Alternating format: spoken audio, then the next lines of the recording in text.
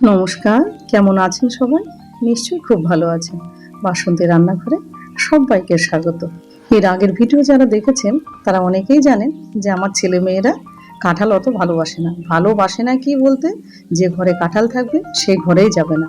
কিন্তু কাঁঠালের যদি এইরকম বড়া তৈরি করে দেওয়া হয়, তাহলে এক বাটি দু বাটি না, তারা একদম মুহূর্তের মধ্যে সব সাবার করে দেবে। এতটাই ভালোবাসে খেতে।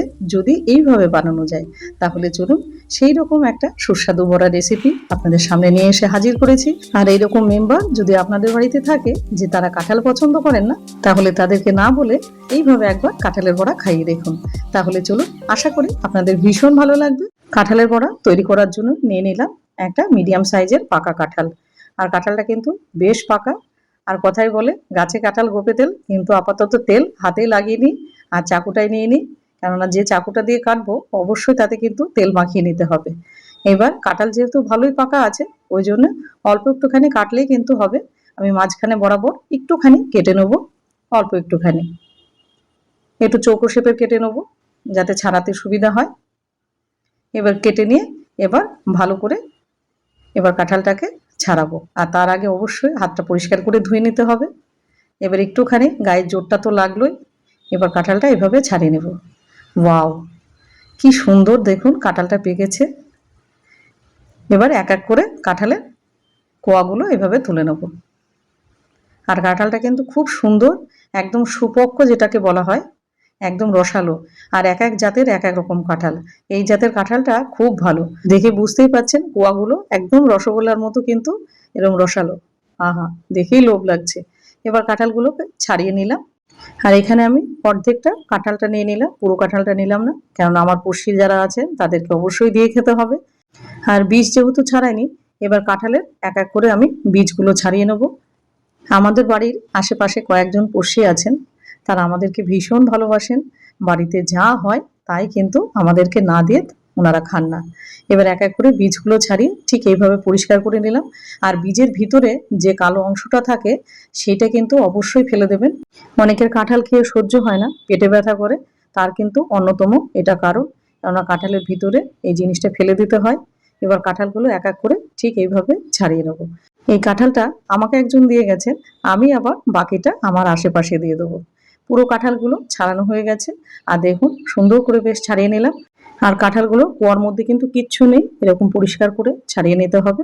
এবার যে বীজগুলো বেরোলো সেইগুলো কিন্তু আরও খেতে ভালো লাগে। এবার বীজগুলোকে পরিষ্কার করে ধুয়ে এগুলো রোদে শুকাতে দেবো, পরে এগুলো রান্না করব। এবার নিয়ে নিলাম একটা মিক্সিং জার। এবার জারের মধ্যে কাঁঠালগুলো সব পেস্ট করে নেবো। আমি দুবারে পেস্ট করব, একবারে হবে না।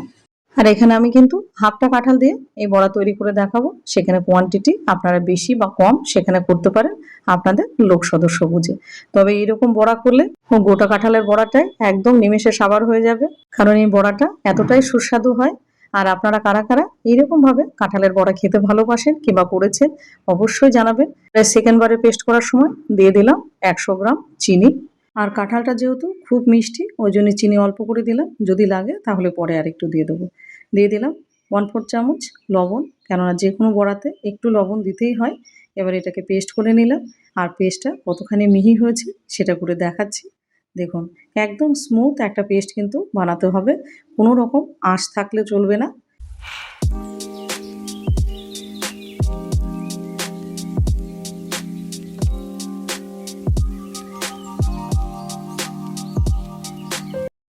এবার পুরো পেস্টটা আমি ঢেলে নিলাম।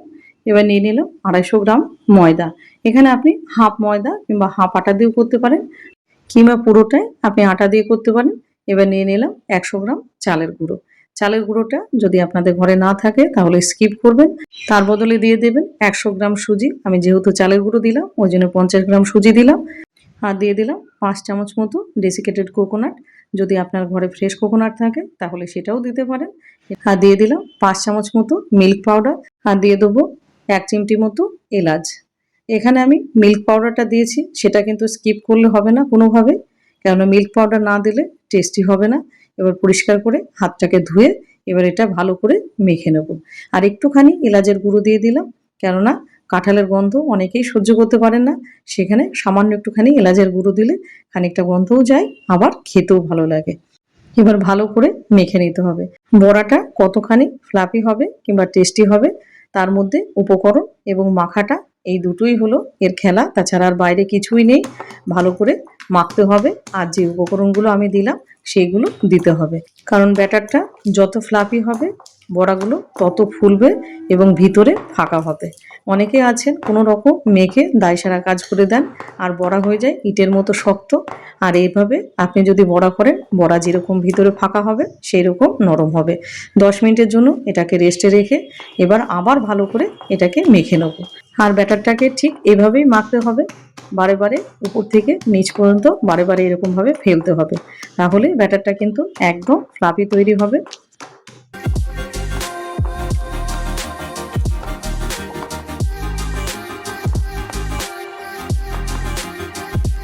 আর আমি একটুখানি চেক করে নিলাম, দেখলাম একটুখানি মিষ্টি কম আছে, যার কারণে আমি আর চিনি দিলাম না, দিয়ে দিলাম 50 গ্রাম মতো আখের গুড়। আপনারা সেখানে চাইলে পুরোটাই চিনি দিয়ে করতে পারেন। এবার গুড় দেওয়ার পরে আরও ভালো করে মোটামুটি 1 থেকে 2 মিনিট মেখে নেব, কারণ ব্যাটারটাই আসল। ব্যাটারটা যদি ভালো হয়, বড়া ভাজতে আর কতটুকু সময়, ব্যাটারে একটুখানি সময়টা আপনাকে ব্যয় করতে হবে। এবার ব্যাটারটা দেখে বুঝতেই পারছেন খুব সুন্দর একটা ফ্লাফিনেস চলে এসছে ব্যাটারের মধ্যে। এবার ব্যাটারটা আমাদের কিন্তু কমপ্লিট হয়ে গেছে বড়া করার জন্য। আর আজকে আমার ভিডিওটা আপনি কোথায় থেকে দেখছেন সেটা অবশ্যই কমেন্ট সেকশনে জানাবেন। আর কারা কারা এইরকম সুস্বাদু কাঁঠালের বড়া খেতে ভালোবাসেন সেটাও জানাতে ভুলবেন না। এবার চলুন তাহলে ভাজতে চলে যাই। প্রথমে গ্যাসটা জ্বালিয়ে বসিয়ে দেবো একটা ননস্টিকের প্যান। আপনি কড়াইতেও করতে পারেন, তবে একটু ছড়ানো জায়গা হলে একসঙ্গে অনেকগুলো বড়া তৈরি করা যায়।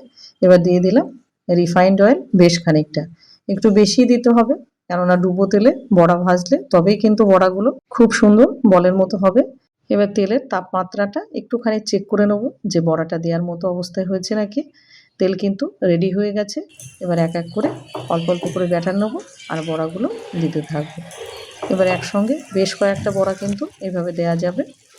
এবার বড়াগুলো দেওয়া হয়ে গেলে গ্যাসের ফ্লেম লো টু মিডিয়াম করে রাখতে হবে, কোনোভাবে হাই করা যাবে না। এবার 5 মিনিট এভাবে ছেড়ে দিতে হবে। 5 মিনিট পর এবার একটা স্প্যাচুলা দিয়ে হালকা হাতে উল্টে পাল্টে এভাবে উল্টে দিতে হবে।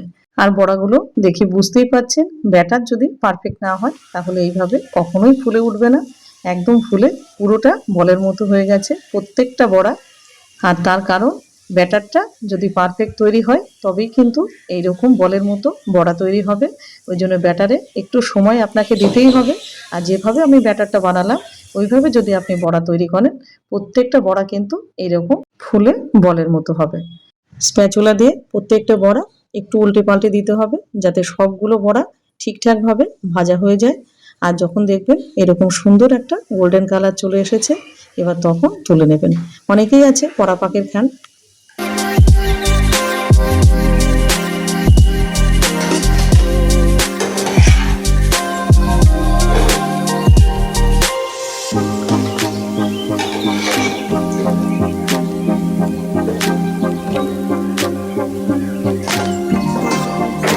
এবার আর একবার দিয়ে দেখাবো, একইভাবে এরকম দিয়ে দেবে। আর আজকে আমার ভিডিওটা আপনি কোথায় থেকে দেখছেন অবশ্যই সেটা কমেন্ট সেকশনে জানাবেন। একইভাবে এবার চামচ দিয়ে একটুখানি তুলে দেখায়, যাদের ঘরে স্প্যাচুলা নেই ঠিক চামচ দিয়ে এভাবে উল্টে পাল্টে দেবেন। প্রত্যেকটা বড়া এরকম ফুলে একদম বলের মতো হবে।